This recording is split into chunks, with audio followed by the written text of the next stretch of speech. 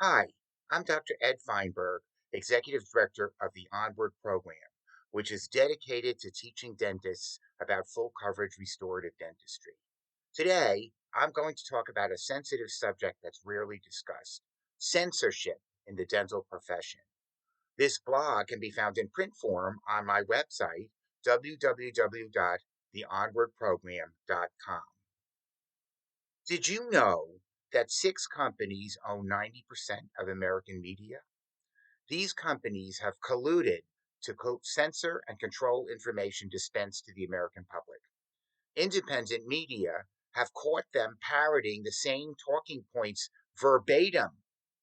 We should all be outraged because America's supposed to be a beacon of freedom of speech, freedom of the press, and freedom of worship. Censorship is not allowed by the government, but media companies can come together despite antitrust laws and create self censorship. This week, the news media was all in an uproar about Elon Musk's purchase of Twitter because he vowed to make that platform a haven for free speech and destroy their narrative.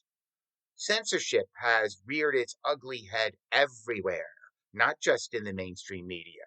Take a look at the medical profession. What is in the vaccine? Censored.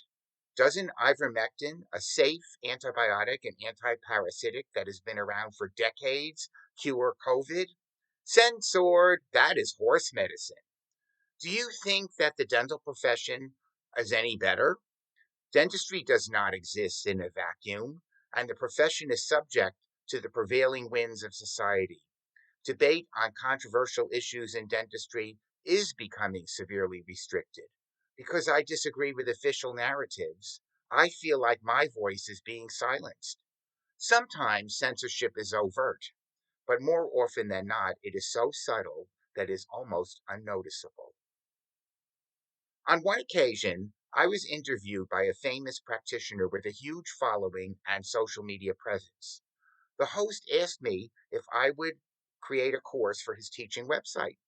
Of course, I would love to, I replied. I was immediately referred to his Minister of Education to create the course. The Minister of Education turned out to be a gatekeeper, and he wanted to control the content. Often, gatekeepers do the bidding of corporate sponsors who really only care about selling their products for their bottom line. The Minister of Education would not allow me to present any course that featured copper bands. Copper bands can be used not only for impressions, but also to fabricate temporary restorations and to create new options for patient treatment that most dentists would never think of. Shouldn't practitioners have the opportunity to learn techniques that could actually help them in practice? Sadly, the host, who prided himself on being anti establishment, refused to intervene on my behalf with his gatekeeper. What a fake. By condoning censorship on his website, he has joined the ranks of the establishment. On another occasion, I was asked to write an article for a prosthodontic magazine by a prominent professor who is the executive director of an implant association. I wrote a beautiful article demonstrating how implant abutments can be combined with precision attachments to restore the dental arch.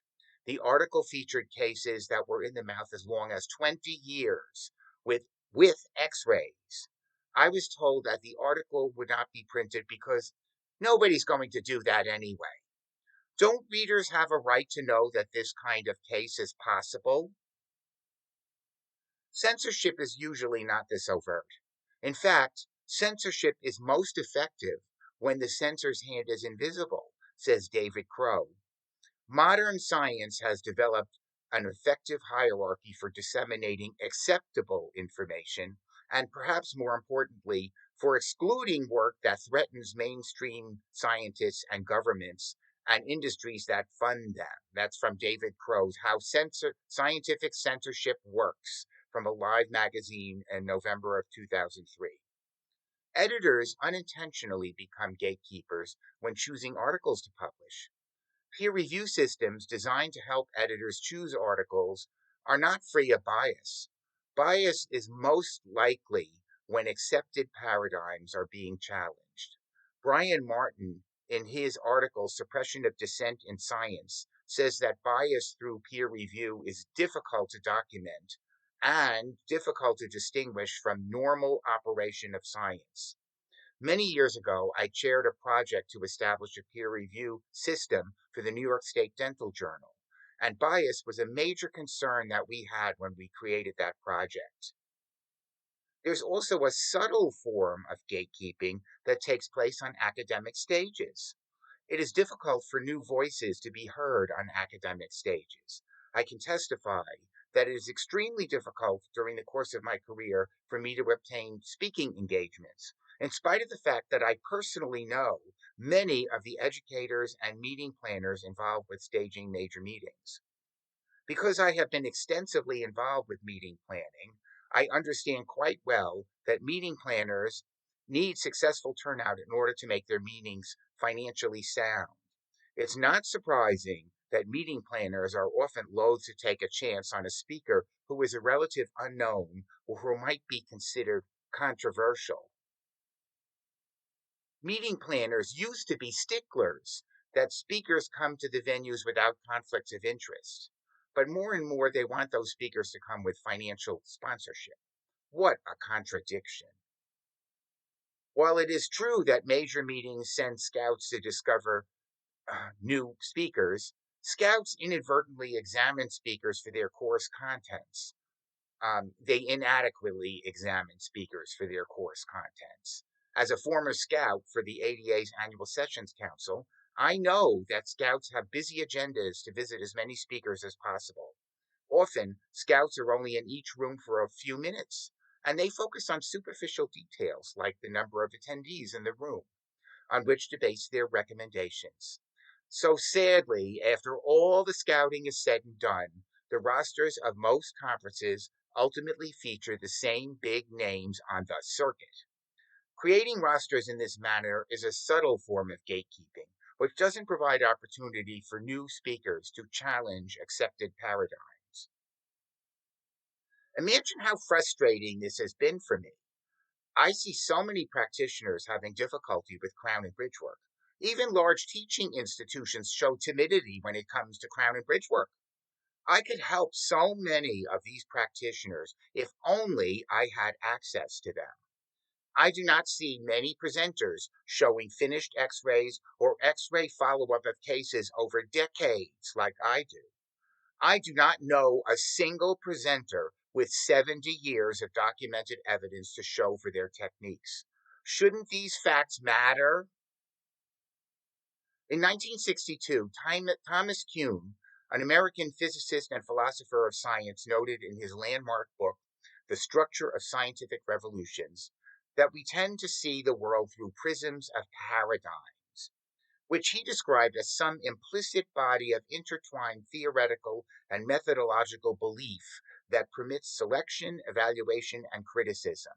In other words, as Einstein concisely remarked, we only see what theory allows us to see. It is amazing to me how often theories become accepted fact without any definitive proof whatsoever. What happens when inconvenient facts refuse to fit the paradigm? Nothing. Dean remarks in her book, Making Sense of Science, that people are unwilling to abandon paradigms that have served them well and that fit well with their core beliefs. They cling to those paradigms to the bitter end, blindly following them like sheep headed over a cliff. A new idea seems to follow a distinct pattern, says William James, the famous philosopher, historian, and psychologist. First, it is condemned as ridiculous. Then it is dismissed as trivial. Finally, it becomes what everybody knows. But too often, clinicians with groundbreaking ideas that challenge existing paradigms are afraid to come forward for fear of ridicule. They keep silent when they should speak out. Avoiding controversial ideas certainly creates popularity, but issues swept under the rug for too long tend to fester. Lucky for me, The internet is a free venue where I can express my ideas. I have a very important message for the profession, and it is my mission to give it. While my voice can be hushed by gatekeepers, it cannot be silenced. It is my goal to reach as many practitioners as possible through the Onward program so that the prediction of William James comes true for full coverage restorative dentistry. I believe strongly that tried and true techniques and philosophies of the Onward program must become what everybody knows. When that day arrives, the standard of patient care for full coverage restorative dentistry will rise exponentially. So, dentists, become the best practitioner of full coverage restorative dentistry that you can be. Don't settle. Join the Onward program and learn how to do crown and bridge work with excellence and confidence, how to save hopeless teeth, and how to provide new options for your patients that you never even thought of. Visit the website and join. The, the URL is www.theonwardprogram.com. I am also available to give presentations. My CV and speakers packet are on my website, and I can be reached at info@theonwardprogram.com. Thank you.